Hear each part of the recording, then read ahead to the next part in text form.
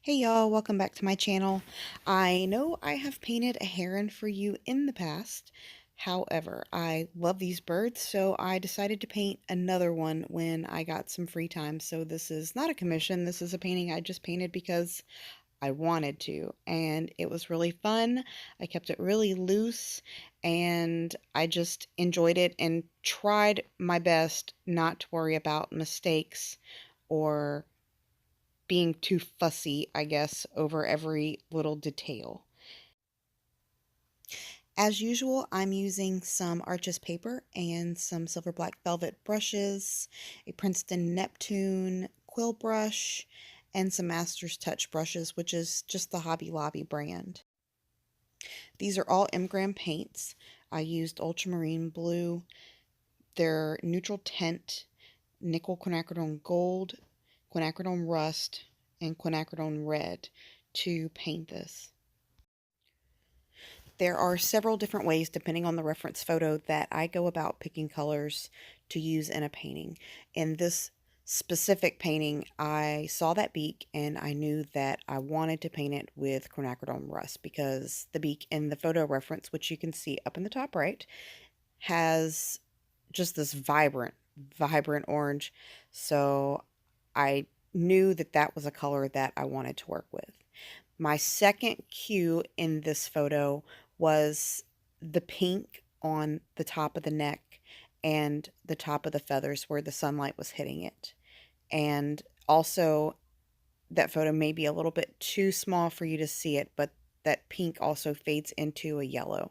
So I knew that I wanted to use something that was a little bit more pink than quinacridone rust.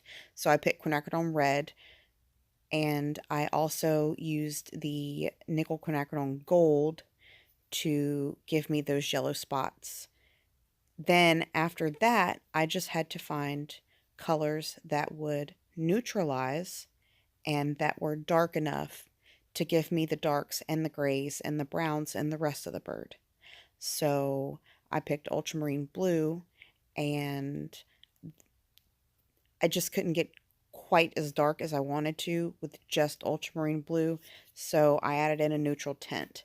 And the neutral tint allowed me to create some cooler gray tones, and when I mixed the ultramarine blue with that, I got a little bit of a bluer gray versus a purpley gray because M.Graham's neutral tint is very purple. If I wanted to warm that color up, that mix up of those two, I would add some quinacridone rust. And it worked out really good.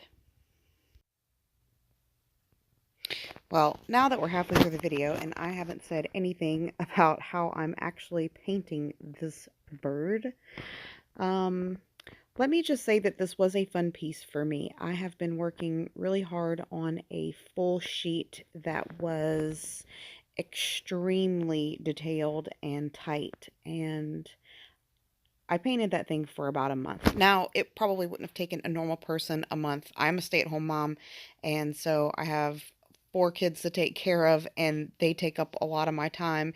If you count my husband, that's my 5th child, so I'm pretty busy. Either way, this full sheet took me about a month, so I've done nothing but paint super tight all month.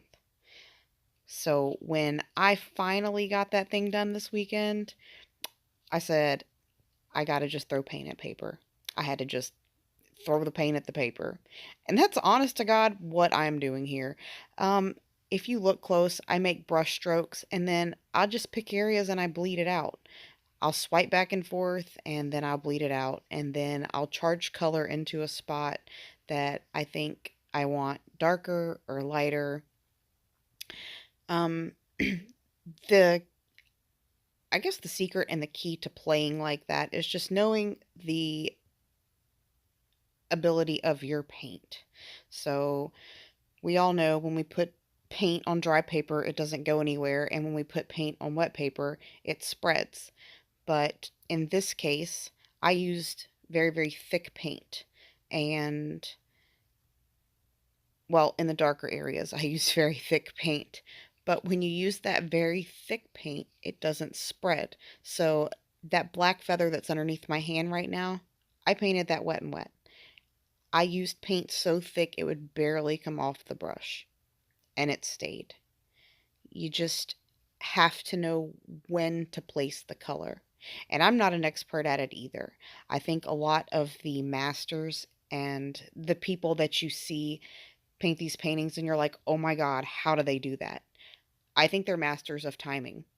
And that's the true secret is timing. Because if you know when to put that brushstroke down, then you can pretty much make it do anything you want.